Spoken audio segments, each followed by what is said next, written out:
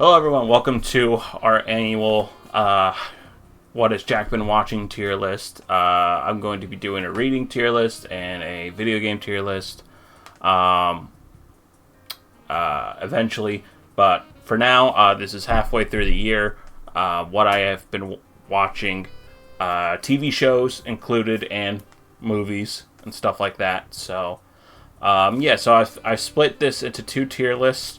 One tier list is just stuff that came out like last month of last year, so like anything that came out like, I don't know, in like November or December that like I didn't get to talk to about until this year. And then, just anything else that's come out in 2024 up to today. So, and then I'll add on to this list at the end of the year. But without further ado, let's get started. So this is all stuff that came out in 2024. I'm going to start TV shows, then I'm going to get into movies. These are loosely what I watched in what order of the year. So yeah, without further ado, let's get going. So Blue-Eyed Samurai is automatically on S tier, aka fantastic. I think this show is so... I mean, finally it's getting a following, but when it came out, like, no one was talking about it, and I was like, this is, like, really fucking good. And in fact, I want to watch it again at some point because it's that good. If you're at all a fan of like Kurosawa,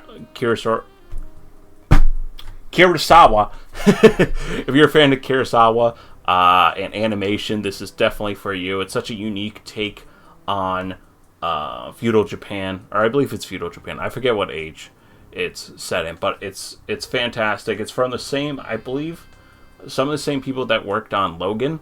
Apparently the backstory is like, they're a interracial couple, I believe. One's white, one's Asian, and they wanted to make a show that had like representation of that, of like a mixed race character in feudal Japan, where they were like super like, yo, white people, get the hell out of here, you white devils. Like, they were just like not having it. And that's not like, that's just a historical fact that they were like, no fucking way.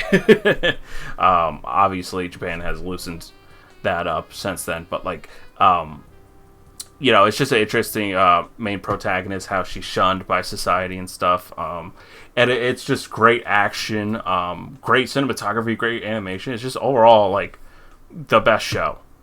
And if you take anything out of this list, I would say go watch Blue-Eyed Samurai.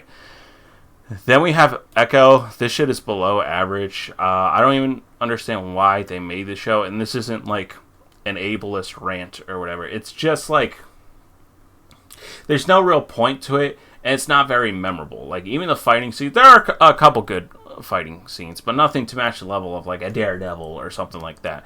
Even though, oddly enough, Daredevil does appear in this show. Oh shit, I think I had Daredevil on the other list. Oh, but this is what I watched in 2024. Never mind. Yeah, like, it's just like me and my girlfriend were watching it because we're all caught up on MCU stuff, and it was just kind of like, you want to watch Echo? Not really, but I guess we should.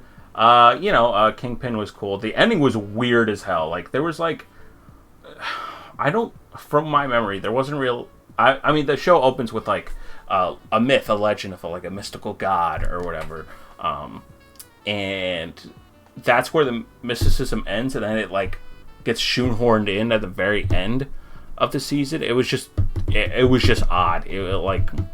I don't think anyone loves this, and I don't think anyone hates this. It's just kind of bleh, but to me, it's, like, just below average. It's just kind of a cookie cutter thing. I would be interested to see her more at, like, this one was very based in the character's hometown, and I believe in like a city setting, I think she would do a lot better, like in Hawkeye, and just working like for like the Defenders or something like that. Like, I believe she's a good like team character, I think.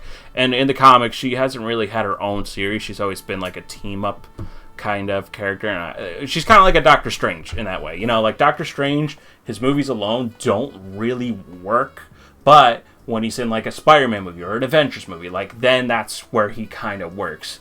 The character itself alone, at least in the movies so far, has just not been interested in. I think the same could be said for Echo, but that's where I stand on that.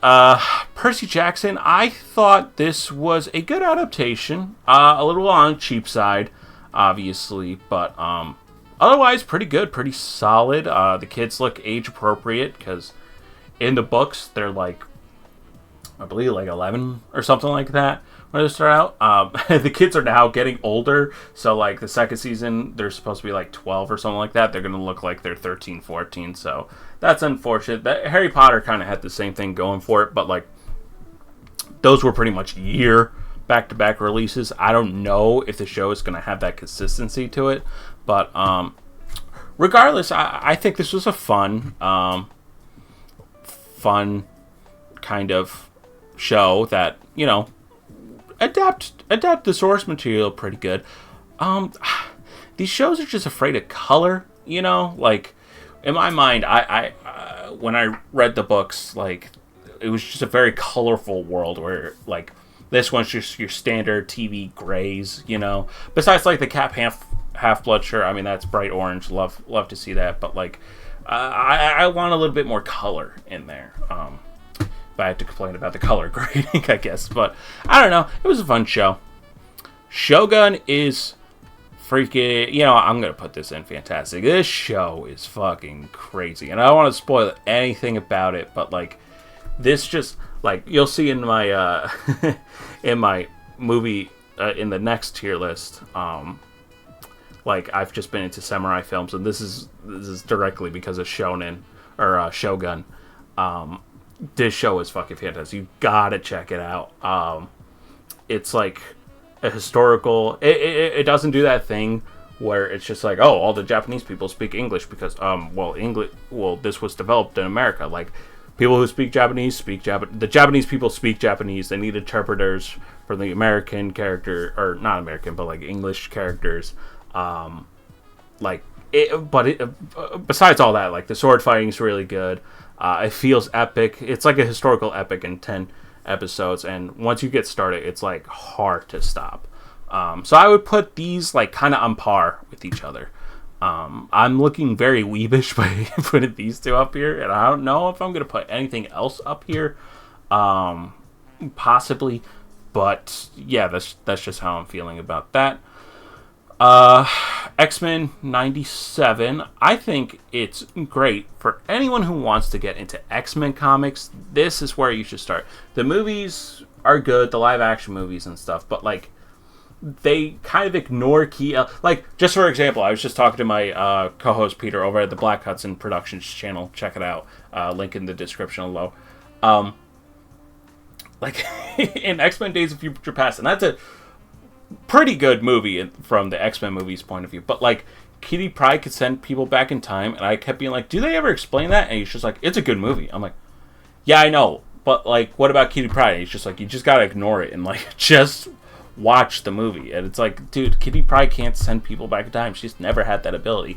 This one takes a more faithful direction in the comic books and stuff, and it actually got Peter reading X-Men comics, something that X-Men comics I've dabbled into, but I haven't gone into fully. But this show, anytime I watch the episode, I'm like, God, I want to read X-Men.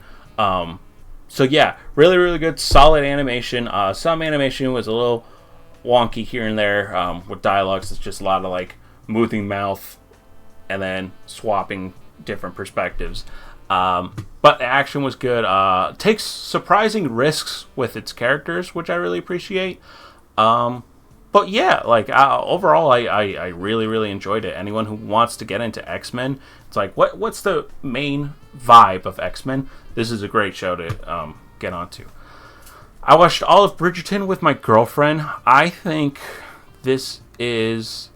Listen, this isn't my cup of tea, but I thought it was pretty good. I was pretty entertained. It's not just, oh, like, love and blah. It's like, you know, there's a lot more complications to it.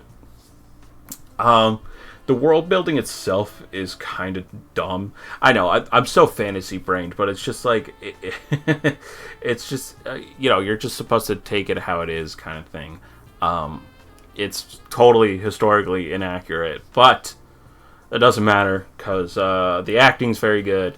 Obviously, melodramatic, well, what you expect. But the set pieces, everything looks good. Entertaining. Not the worst thing I've seen. I'd rather watch it than Love Island. But yeah, I thought it was good. Tires. This is Shane Gillis's show, picking up for a second season. I thought this was good. I thought it was pretty funny. Obviously, production value wasn't all there, but it made up for it with the characters. A lot of the characters are pretty one note, which is common in comedy shows. But Shane Gillis is hilarious in it. I'm just a huge Shane Gillis fan. And that's about all. I can't put it in fantastic because it's not like great quality filmmaking wise and all that. But like as far as comedy goes, there's some funny shit in there. But yeah, Smiling Friends Hour is great. I fucking love. Listen, I've been that doesn't make any sense.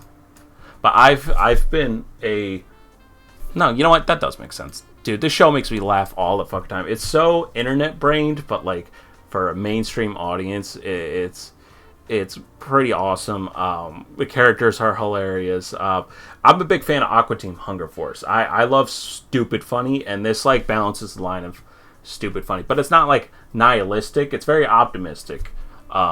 But, like, man, this show is just hilarious. You just gotta watch a single episode. It doesn't matter which one. Just watch a single episode. If you don't like the vibe of it, you're not gonna like the vibe of the rest of the show. But if you do like it, then you're gonna really love the rest of the show. Season 2 was good. I still like Season 1 a little bit better. But Season 2 is still completely solid. And, yeah, love that.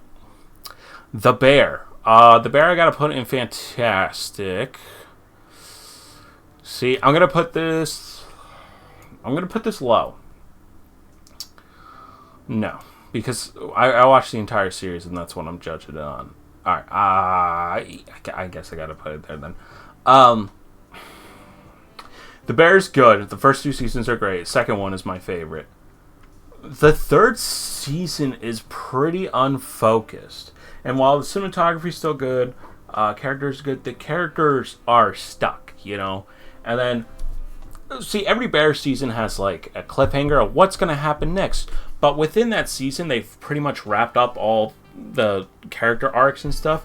In this season, it felt like it ran out of time, and a lot of character arcs just went absolutely nowhere. I still enjoyed the storytelling and everything else around it. The acting's always going to be fantastic, I love Jeremy Allen White. But, like, Season 3, like, the focus and, like, the structure and pacing of it was weird. I like the risk they took in the first episode where it was pretty much just a recap episode, but I felt like that took a lot of time out of like a 10 episode. Like 10 episodes is not a long time. And I feel like it didn't really use its time wisely. Season 2 had like 2 or 3 episodes where it just focused on a single character and yet still managed to deliver a satisfying end to the second season. The only cliffhanger within that is where does Carmi's character go and how does he run the restaurant. Whereas this one you have to worry about Sydney, you have to worry about Carmi, you have to worry about like every other little thing. And it's just like, where do we stray off the path? Now, it's still a fantastic show and I love it. And it's leagues above a lot of other television shows, but like, still. Then I rewatched all The Boys and Gen V. I had watched The Boys before, obviously. This season was good. Gen V I thought was okay. It is needed for season 4 for some elements, but other than that, I thought it was decent. It's just more like The Boys type of humor, but with characters that I don't really care about, and it's because they're college kids and, they're whatever. But the show does rely on you at least kind of being okay with riding with these characters. So some of them I just found insufferable. But yeah. The Boys is great. And this is encompassing everything from The Boys, including Season 4. Season 4 drags it down from fantastic a little bit. Again, a lot of these TV shows become unfocused toward the end. I don't want to get into spoilers in case people aren't caught up, but a lot of these seasons feel like the same. It's like, how do we kill Homelander? And then Homelander gets away. And there's more of that in this, you know. The season 5 apparently is going to be the final season, so excited for that. Everyone's performances is great. Yeah, I don't know. Like, I feel like the best was last season. Season 3 was Soldier Boy. That was really good because it was like a character they can interact with that was like also shitty. Whereas this one, like Huey's story goes like wherever, you know, like it's so like, oh, I'm gonna focus on my mom being a piece of shit. Oh, now my dad's not. Like, he's just he has no like direct impact in the plot. Whereas like in the previous seasons, he did have a impact in the plot. But yeah, I mean, still solid commentary all around, like perfect. But yeah, I think it also got distracted from its vulgarity. Now, I'm not a purist at all. Like, I'm not like, oh, I was so... None of that. But, like, I think it was like, how can we shock people? How can we shock people? And, like, when you get 4 seasons of that, it's just like, all right, you're getting lost in how do we shock people from story. And I think that was, like, a big issue there. Other than that, though, I mean, great series. Highly recommend. What Jennifer did is below average because they used fucking... You know what? Fuck it. Don't even watch this. Watch Jim Can't Swim. It's a great true crime thing that basically does the same thing as this documentary. It just shows, like, interrogation footage. But, like, in the YouTube video, it, like, intersperses, like, oh, here's this police tactic, da-da-da-da, where it's, like, this doesn't even have that. But, yeah, they used, like, AI to, like, show the killers, like, oh, she was a fun, quirky teenage girl, but, like, she's wearing, like, these rabbit ears, but they're all the way back here, and the shelves looked all messed up. Like, Netflix has to stop using AI. Like, it's really infuriating. I thought we went over this with Saga, but apparently that doesn't apply. Well, obviously it wouldn't apply for, like, special effects and stuff, but, like, it just looks fucking weird. And there's a YouTube video that's better informed than this whole fucking documentary. So that's all I have to say about that. Also, some AI used in here. I would just say, nope, below average. I would still put it higher than Echo. Nah, you know what, I wouldn't. I don't know. It's just a generic Netflix doc. Some of the crazy shit that happens, and though is crazy, like a cult mentality. It's like stupid people from LA falling for a cult, and it's just really funny. I mean, not like they're like, yeah, like I had no idea it was a cult, and then you hear like this preacher saying the things he's saying, and it's just like, dude, how did you fall for this at all? You know, and it's just another example of, you know, some people taking religion and twisting it in a twisted way. Not saying all religion is bad, just saying some people take aspects of religion and then twist it in their own cultish way, and those people are bad. And anyone who uses religion to harm people, I think, are pieces of shit. That's where I stand. But yeah, so okay. This one is a short YouTube video, but I thought it was good.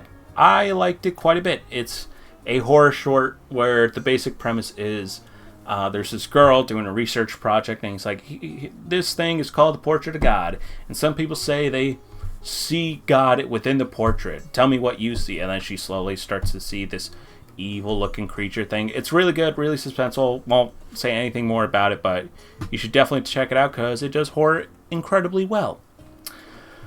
Alright, now we're on to movies. Movies, baby! Okay, so, well, technically these were movies, but they were more like documentaries. But, which are still movies. Whatever. We got Anyone But You, I think it was called. Yeah, I thought this was good, like, rom-com thing. You know, obviously it's not my genre, but, you know, for what it was enjoyable. You know, I didn't absolutely hate it, so, yeah. You know, while I'm at it, I'm just gonna put, like, the Mean Girls musical here as well. You know, I know Mean Girls, and I'm familiar with the musical and stuff. I'm not a real big musical guy, but, yeah, it was entertaining. I don't know. It was just kind of meh. Poor Things. Listen, I think I'm just not a fan of this director. Obviously, I think I have to put it above all this, but like, obviously the cinematography is great. It's just like, the story's just odd. I mean, it's good. It's impressive and it's good. And the acting's great. But like, some of the dialogue is just, I personally just don't get it. You know, this is the same guy who creates Killing of a Sacred Deer, I think it's called. And I just don't jive with his style. It's like people who don't jive with like Wes Anderson films. Like, you could kind of understand, you know. It's just a director's point of view. I still think it's good. I don't think it's fantastic like everyone was saying, but I thought it was alright. Speaking of fantastic, this has to go on top. I talked about this, I think, briefly last year, but I want to talk about it again because not a lot of people are talking about it. Iron Claw is fantastic. Yes, it's depressing as fuck. That's all I'll say about it. But I gotta stop banging, otherwise the audio's not gonna pick up. But Iron Claw is fantastic. It's close to becoming a masterpiece, in my opinion. It's one of those movies you gotta be in the mood for, though, because it's gonna kick you down a peg. But cinematography's great, writing's great. The fucking oh my god, just the storyline itself, and like it's almost, I think it's nearly 3 hours, but it does not feel that at all. And I cried at the very end. That was one of the first times I've cried in a theater in quite a while. I don't even remember the last time I cried in a theater, but like at the end of that movie, I was fucking sobbing. It's great. It's fantastic. Go in blind. Just know you're gonna be sad, and just because you're sad doesn't make it a bad movie, you know. But yeah, fan-fucking-tastic. I actually talked about it on a garbage take over at the Black Hudson channel. So if you want my full in-depth opinions on it, go check that out. Saltburn. I think this is artsy-fartsy mid. I am an artsy-fartsy fan, though, so I have to put it in front of Gen V. Holy shit. Oh my god. This fucking thing is just pretentious goobly gawk. It technically went somewhere, but where it went, I was just like, what? And it was just like, all the gross out, like, oh, you won't believe it's so shocking what happens. Like, yeah, but like, there's like, whoa, that was weird. And then the rest of the story just goes by. It's like, oh, well, okay. It's such a weird fucking movie. Some of the choices that actor and director make are odd. I don't really care about anyone in this film, so it was like a train wreck you couldn't help but like watch. You know what I mean? Like, you're like, oh man, I should not be watching this. Like, I'm not enjoying myself, but I need to know how this ends, kind of thing. It was not good. Beekeeper. Beekeeper is mid. I put it like right here. If you've seen the trailers for this, the certain characters take themselves seriously, but they're in goofy scenarios.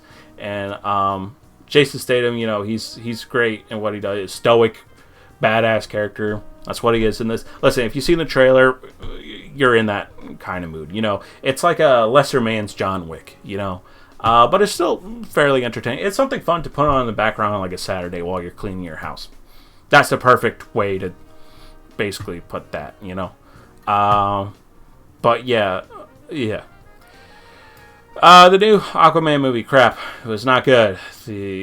I don't know what else much to say. It was just CGI bullshit garbage, and I don't even want to give it any time. You should not watch it.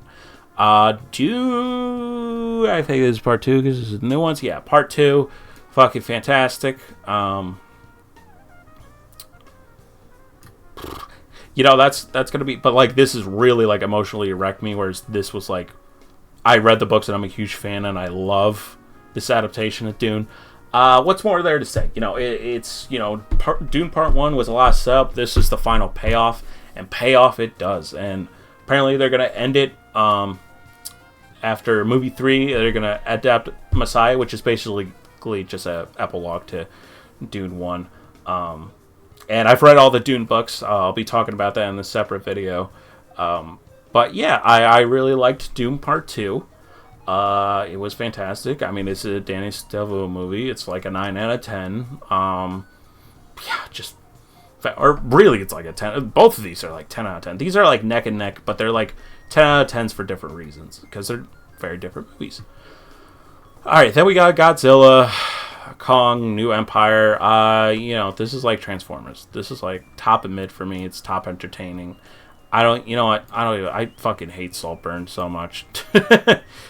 Technically, I would watch it over these two, but not by a large margin.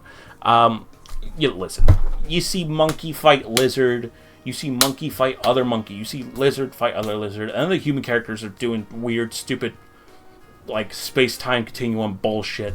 Yeah, if you go into a Godzilla versus Kong film and expect like Godzilla -1, you're in for a disappointment. Listen, from the tone of it's Transformers, okay? It's Transformers, but done a little bit better than those Transformers movies, in my opinion. I don't know, but that's just me. I'm a Godzilla fan. It is what it is. Monkey gets robot arm. Pretty cool. Then you have First Element surprised me. There's one horrific scene where I was just not expecting that. I would say it's pretty good. Yeah, I put it top of good. This is a prequel to The Omen. Those movies are kind of meh, and this one's pretty good. I liked it quite a bit.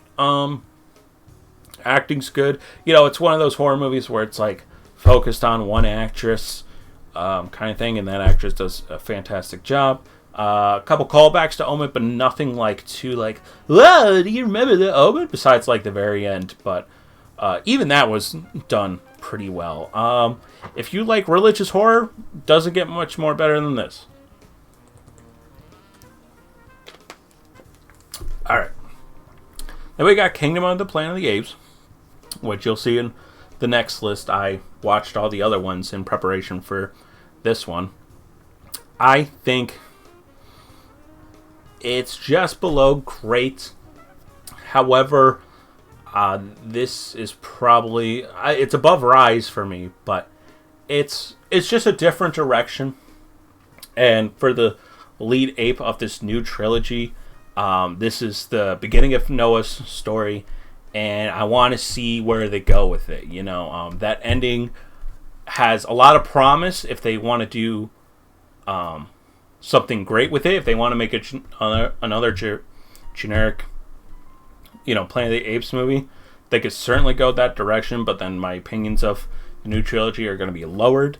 The original Caesar trilogy, as I call it, which, by the way, on Black Hudson, I have a video essay about it. Check that out. It was always building up to the final movie, which is why the quality keeps going up. This is a mood setter for the world as the Planet of the Apes are right now. So this is a mood piece, and I think it's pretty great. But it depends on what they do with the next movies that determine the quality of this one. Right now, it's at great, but it could easily go down. But so far, I enjoy and am interested in the new direction the Planet of the Apes movies are taking. And that's my kind of spiel on that. If this is another kids movie, it's like below average. Like, let's go to the movie, kids. It's nothing. It's whatever. Then we have Civil War. This was very propped up like it was going to be like, a political satire, when really it was like about journalism, and people got upset about that for some reason, or how like neutral of a stance it took. Okay, but like it's about journalism, and as far as that goes, it does a pretty great job at it. I liked it. I liked it a lot. A lot of people called it cowardice. I don't agree with that at all. I think the messaging was clear, and because I think we're just in a certain political climate, and I'm not gonna give 2 cents on any of that stuff, but we're at a certain political climate where it's like it has to be this, it has to be that, whereas this one exists within like, what about journalism and how like information is displayed and like the ethics of journalism. That's what it's focused about. But like people were like trying to project their own politics into it. Dumb, stupid. Don't go into it like that. Like, yes, the trailers were a little misleading in that direction. I will agree on that, but like as a movie as it is, pretty good. I never go into movies trusting the trailers at all. I trust when I watch the movie, that's what I'm absorbing, and I can either be okay with that, disappointed, or being like, wow, that was not what I expected at all. But yeah. Then we have Inside Out 2. Inside Out 2 I thought was pretty mid. It was okay. I think the first one was better. I am glad that it's not like just a rehash of like, oh no, hell no. Joy and sadness aren't friends anymore. They are. Like that, all the stuff that happened in the previous movie still goes through in the sequel, so I'm happy about that. I just thought it's another like Pixar sequel. These Pixar sequels aren't great, Then we have Longlegs. Longlegs was not what I was expecting at all. Spoilers for Longlegs in 5, 4, 3, 2, 1. It's more of like an FBI, or at least tonally, like an FBI. It's like Red Letter Media had a great example. It's like it's the best Criminal Minds episode put into like a more artistic filter. And yeah, I think Nicolas Cage's, I'll just say, character does a good job. It goes a little overboard, and I think if it wasn't Nicolas Cage, the performance would have honestly worked more than me, because Nicolas Cage unfortunately has that curse where it's like, oh well, I can tell this is Nicolas Cage doing a Nicolas Cage freak out. In some of the scenes I saw that and it took me out of it a little bit. So I think they should have just gone with like an unknown or a lesser known actor. But overall, I thought it was great. I really liked the horror aspects of it. The whole movie is just a slow burn, tension filled thing, and those are some of my favorite horror films. I wouldn't say it's fantastic, but it's in a good direction. I like it a lot. It does atmosphere very good. Now for the latest one, Wolverine and Deadpool, or Deadpool and Wolverine, the third Deadpool installment, and technically in association with the MCU. I'm not going to say anything about this because obviously the movie just came out and I don't want to be an asshole and spoil it. So I will just keep it at a lot of fan service, story-wise, but the fan service, that's all I feel I'll say about that. Maybe at my end of the year thing, if people really want me to talk about it in depth, I will. But I would put this at like top of good, I think. I think that's fine. Yeah. Okay, so this is everything in 2024 all wrapped up right here that I've watched so far. Now, we're going to move on to movies in general that I have watched. So if you only care about the 2024 stuff, feel free to get out of here. But if you care about any other movies I watched in general this year, so yes, these are all the old movies. Although they're not old, they're just not from 2024. Alright. So I kind of organized this for animation, classics, and then superhero stuff, horror, and stuff like that. So without further ado, okay. So change this a little bit. Actually, I should add a tier below. Hold on 1 second here. I'll edit this part out. And then I'll do crap. Okay.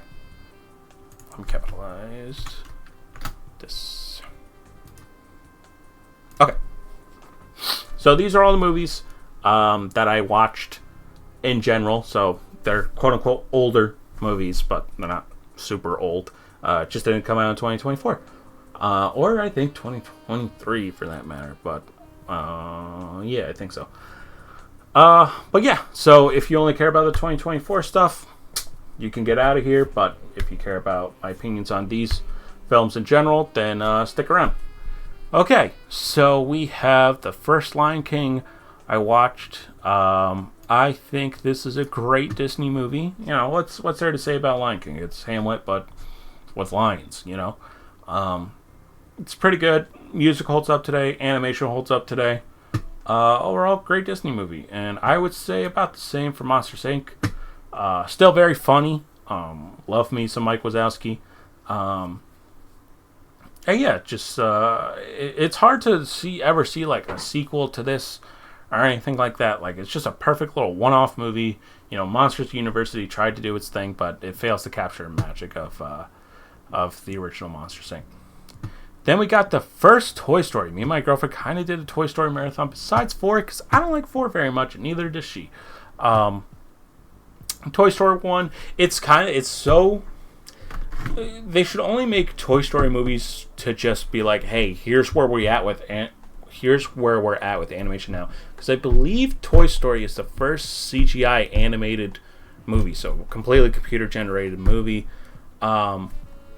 I mean, this one is a classic. This one is a fucking masterpiece. I love it. I have so much nostalgia for this movie, so it's kind of hard to judge it fairly.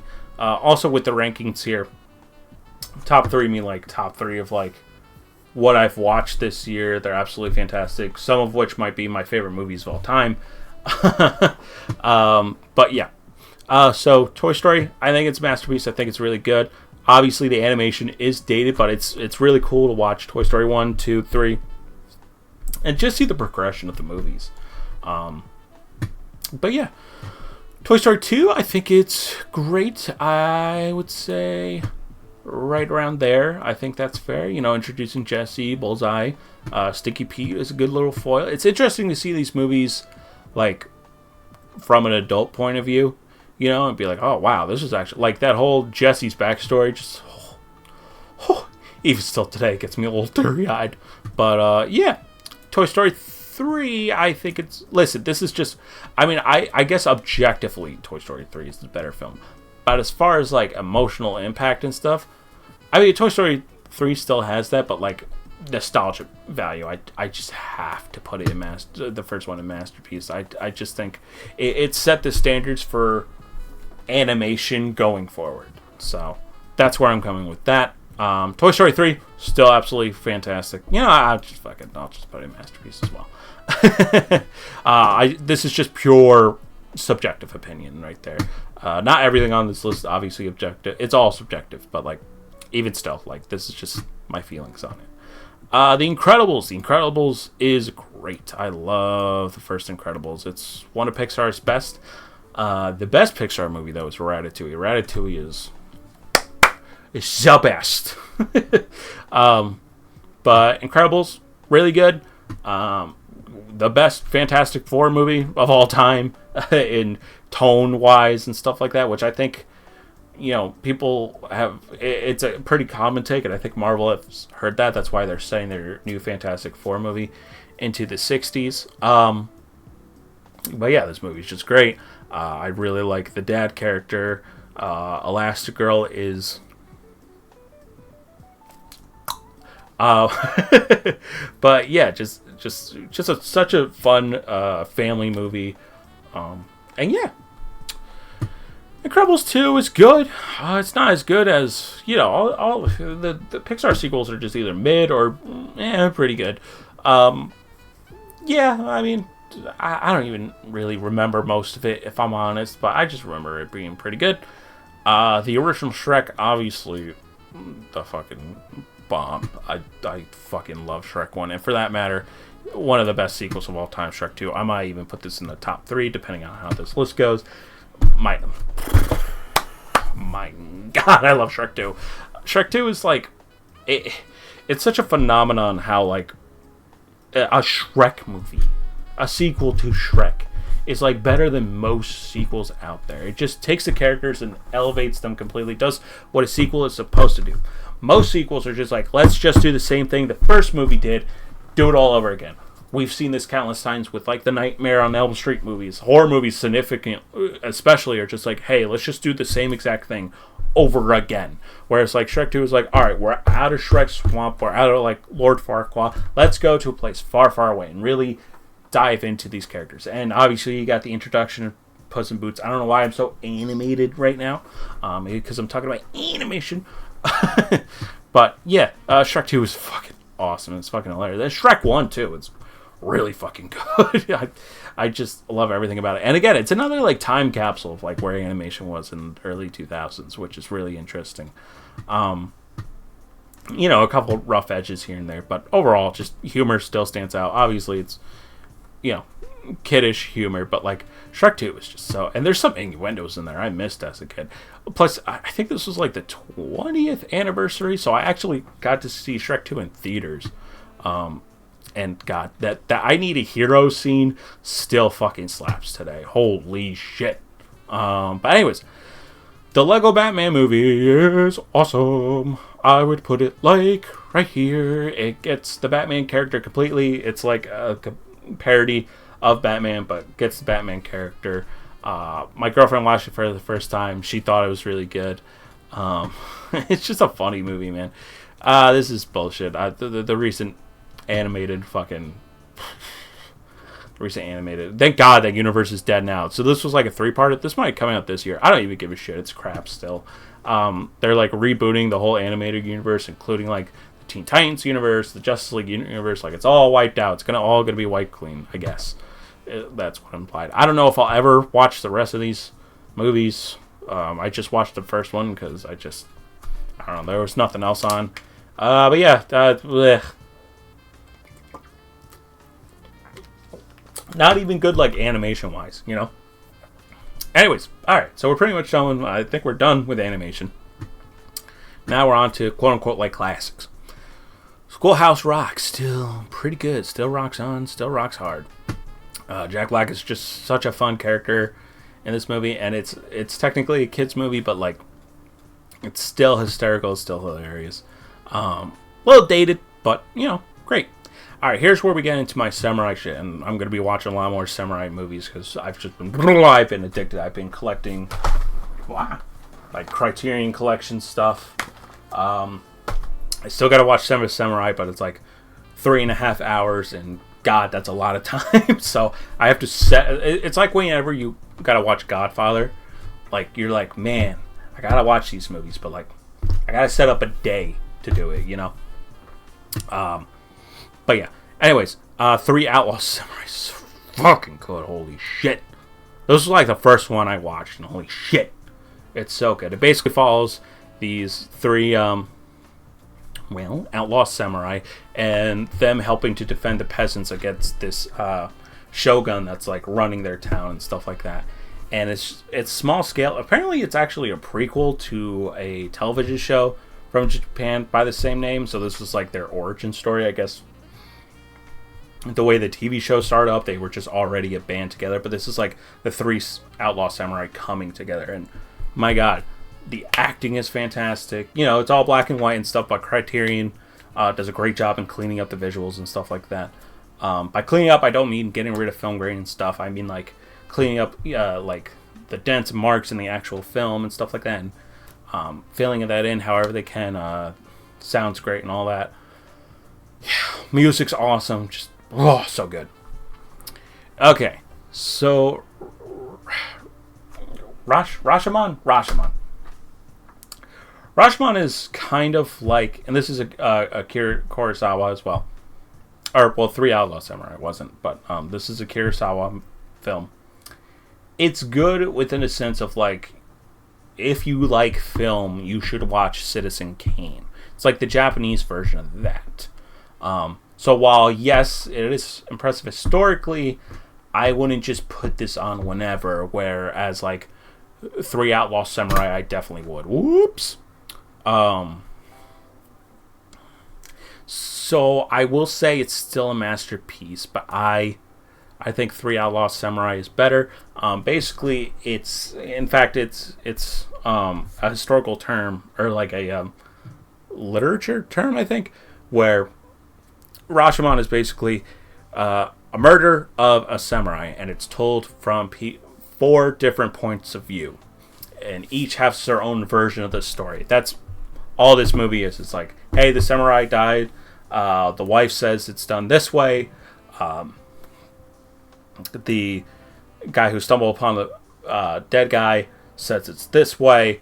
And you know, it's just like that. It's all different points of view. And from a historical standpoint, it was important for after World War II, to kind of tell the Japanese people, like, to look to how can we move forward from Hiroshima and Nagasaki. That was kind of like how do we rebuild Japan? How do we move forward as a society? So it's important from a historical point of view in that, and I think it's a very good thing, especially for Hiroshima and Nagasaki. Like the country needed a way to move forward, you know.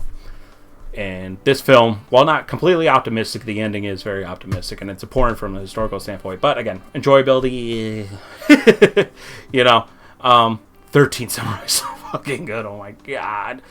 Oh yeah, this movie is fucking awesome. There's this evil shogun, like a Joffrey motherfucker type, and the shogun are like, listen, we can't do anything about it, but we hire former samurai to take care of this guy, basically die for the cause. Like, you'll be doing a great job. And this current leader of the shogun guy is a complete asshole, so they have to send these 13 former samurai to take him out.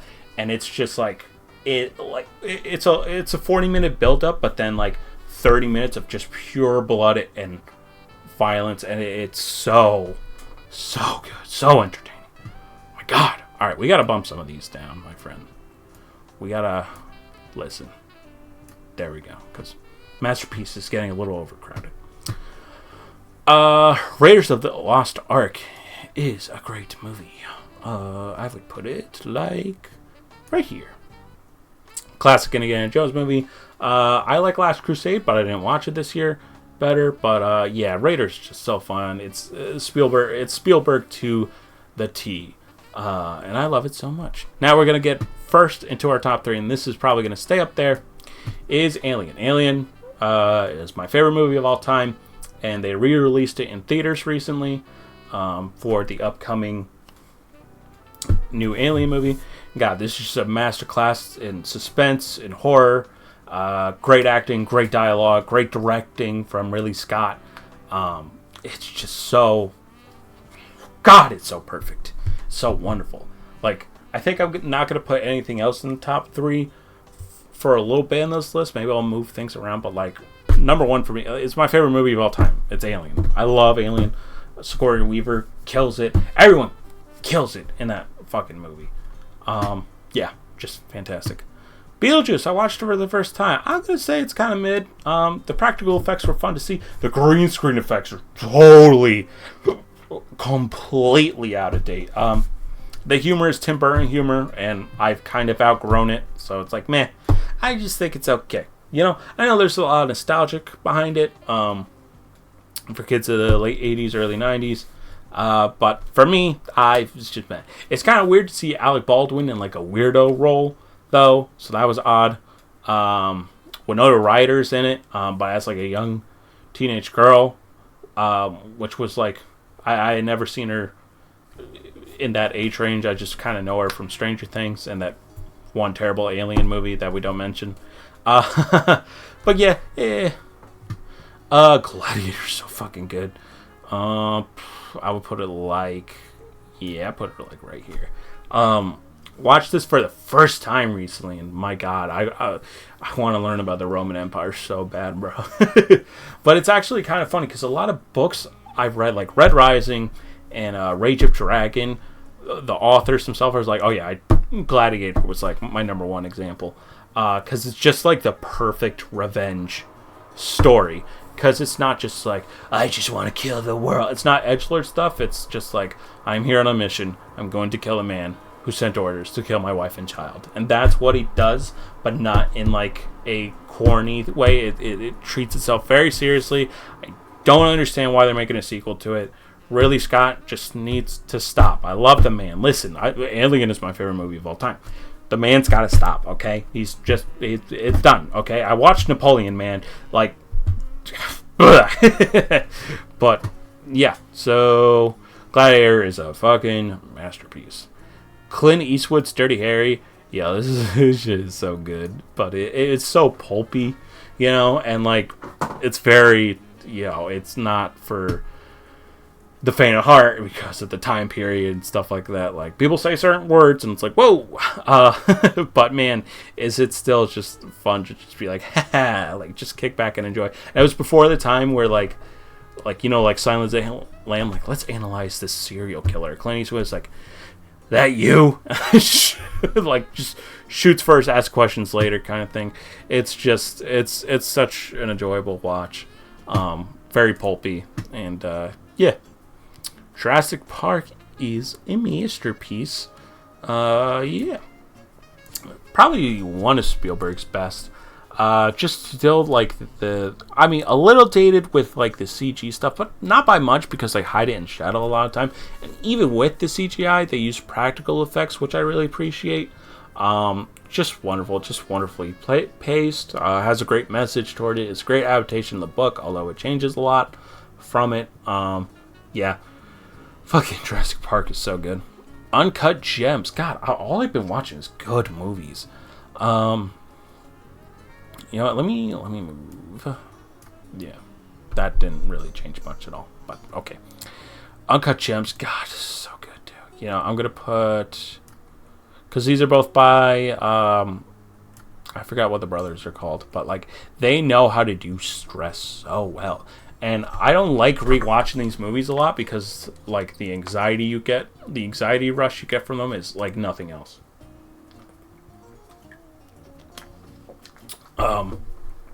Yeah, Uncut Gems, Adam Sandler, you can follow him. He's this piece of shit scumbag. Same with Good Time. Follow Robert Pattinson, piece of shit guy.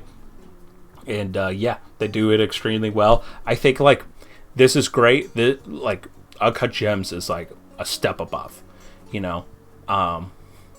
Whereas this one at a time, there's like a certain section of the movie where it feels like, whoa, why are we here, kind of thing. Like, this took up a larger part than it should have. Whereas Uncut Gems, like, not a moment is wasted. Just like, I wouldn't call it a masterpiece just yet, but it is still very good. All right.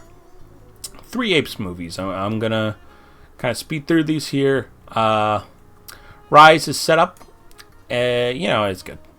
It's not good. Rise is great setup. And then it just kind of hypes up Dawn and War.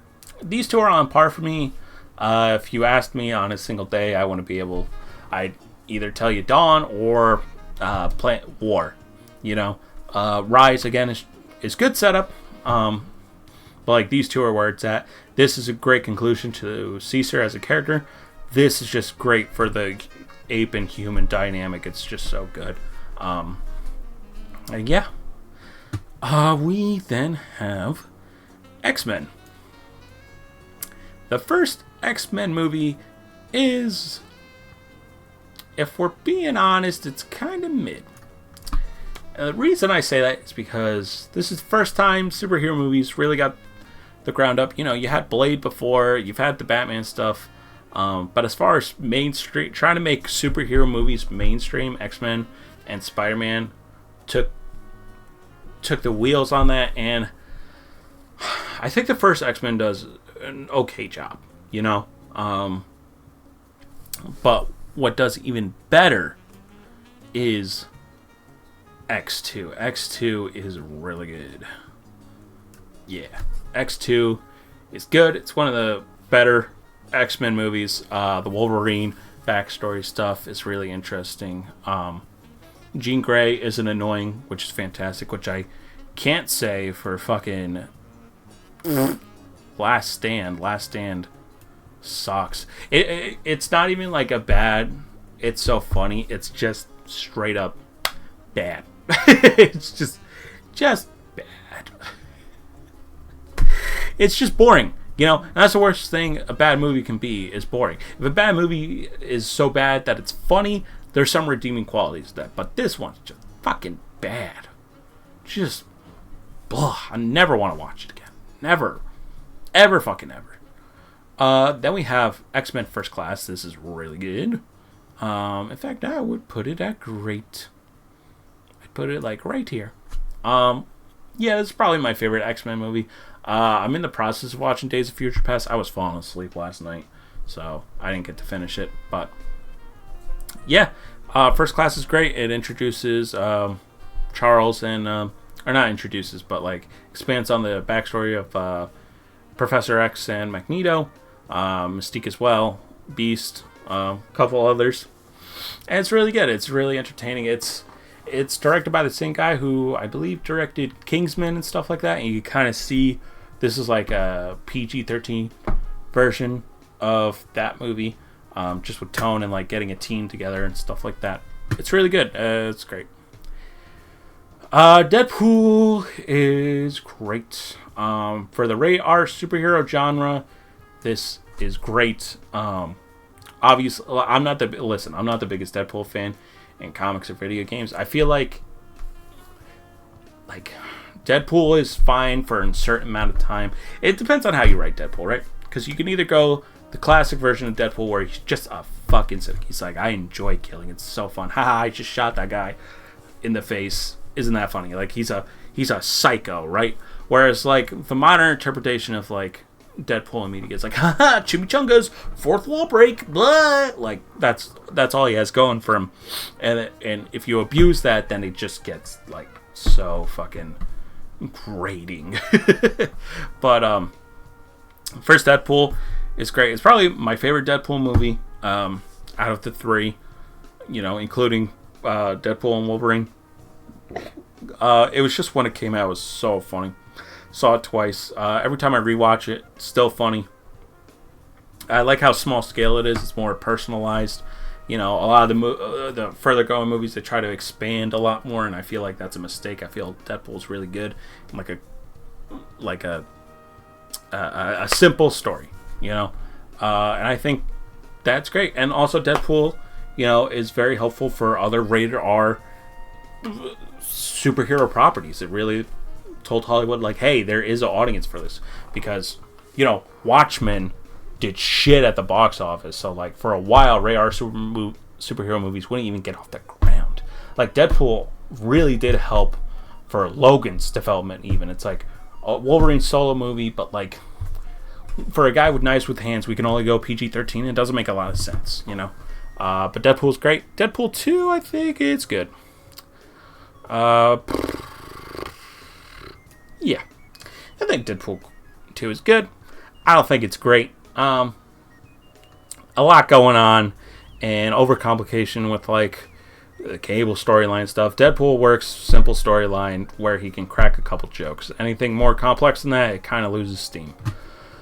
Daredevil is a great show. For the super. Yeah, you know what? I would put in. It's a masterpiece of a show. It's one of the great superhero shows we've ever gotten live action wise. This is going off. It's going off of season 1 and season 2. Season 1 is really the best one.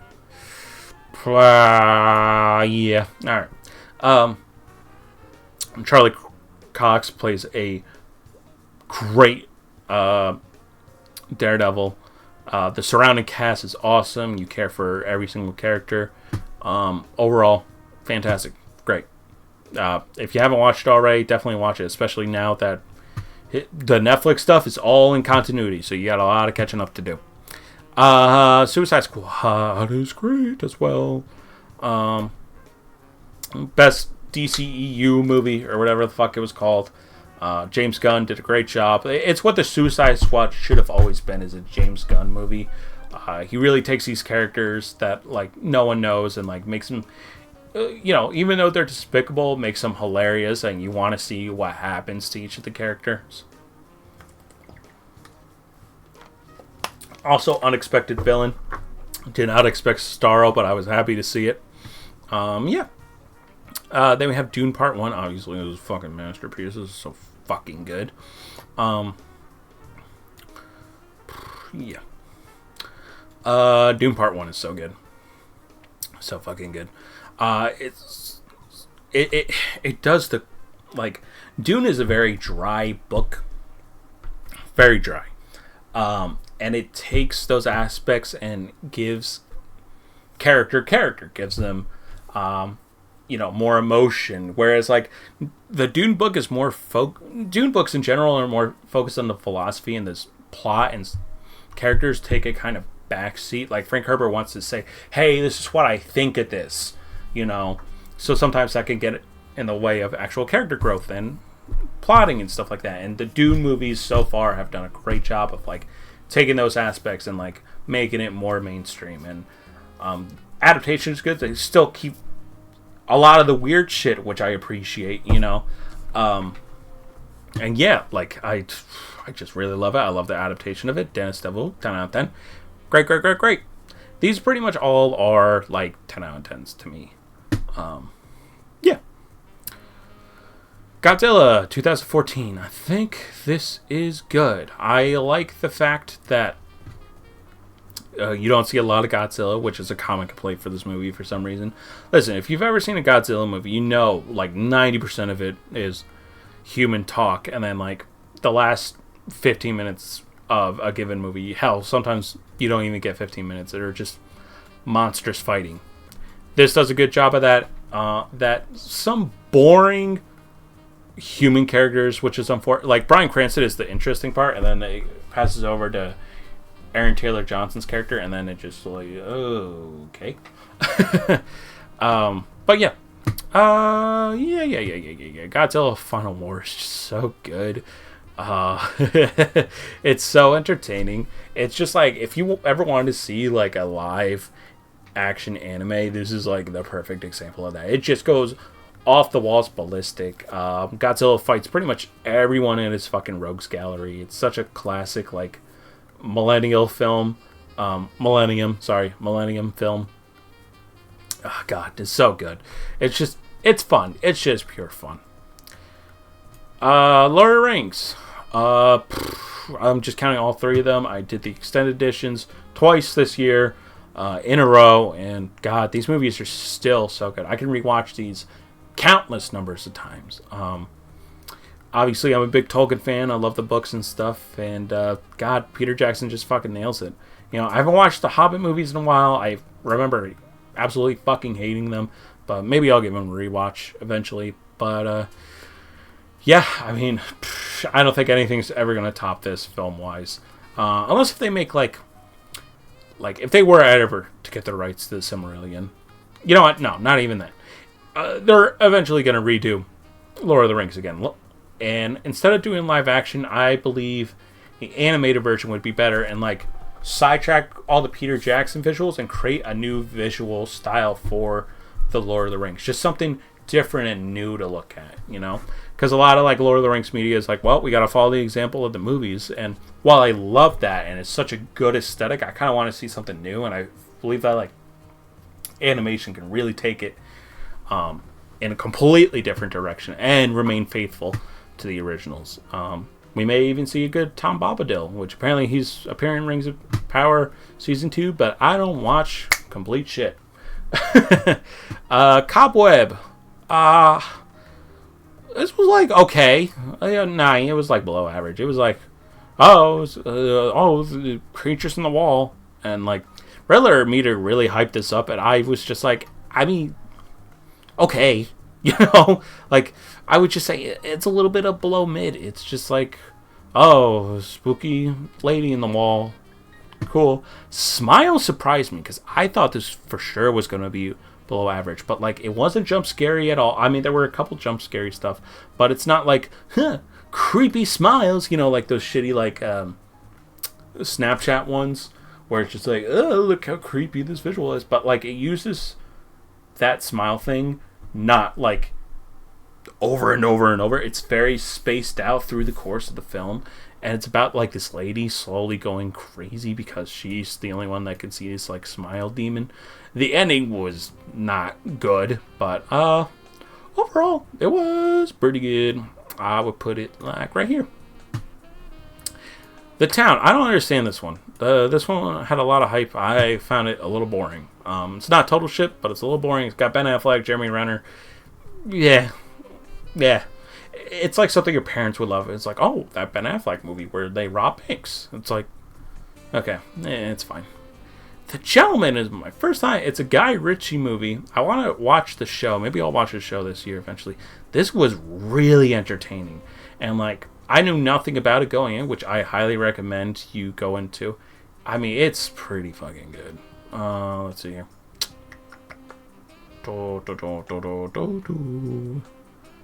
Yeah, I put it like...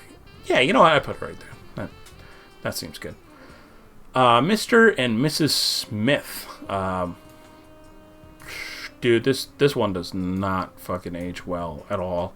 It was kind of boring. I thought my girlfriend would even like it because she's into the rom-com thing, and this is how Brad and Angelina Jolie met, and even she was like, this is like not as good. And I tend to agree. 10 Things I Hate About You. I don't even remember this one. I'm gonna like assume.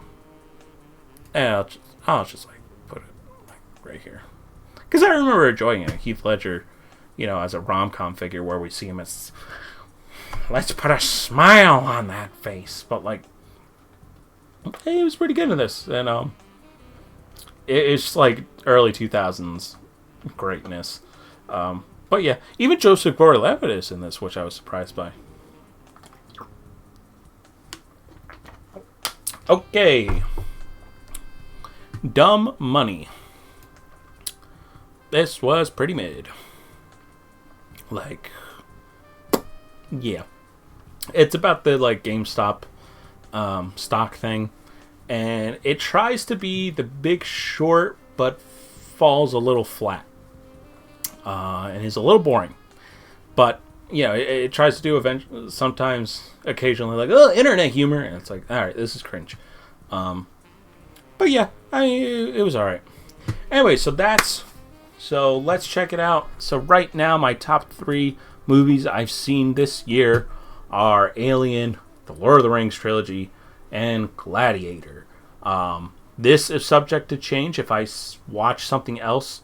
That's not a 2024 movie, but like something else of this year. It's going to take a lot. If it was like a 2024 movie, that I was just like, oh yeah, like definitely on impact. It was like, yeah, it's top 3 easily. I'll put it up here, but nothing has come to that yet. But yeah, so this is general movies, old movies, quote unquote, that I've watched this year that I have ranked, and then this is my 2024 list of everything. So, what have you watched this year that you've really liked? You know, tell me if you think my opinion is absolute dog water. You know, I wouldn't be glad to hear it, but I'll hear it. But anyways, that's gonna be all, guys. Thank you so much for watching, and I'll do a book one soon, and then maybe I'll save the video game one till the end of the year because I've only watched Elden Ring is the top one. I played Elden Ring for the first time, and it's just fucking fantastic. So yeah, maybe I'll just do a book one after this one. But regardless, thank you guys so much for watching, and I'll catch you in the next one. Bye.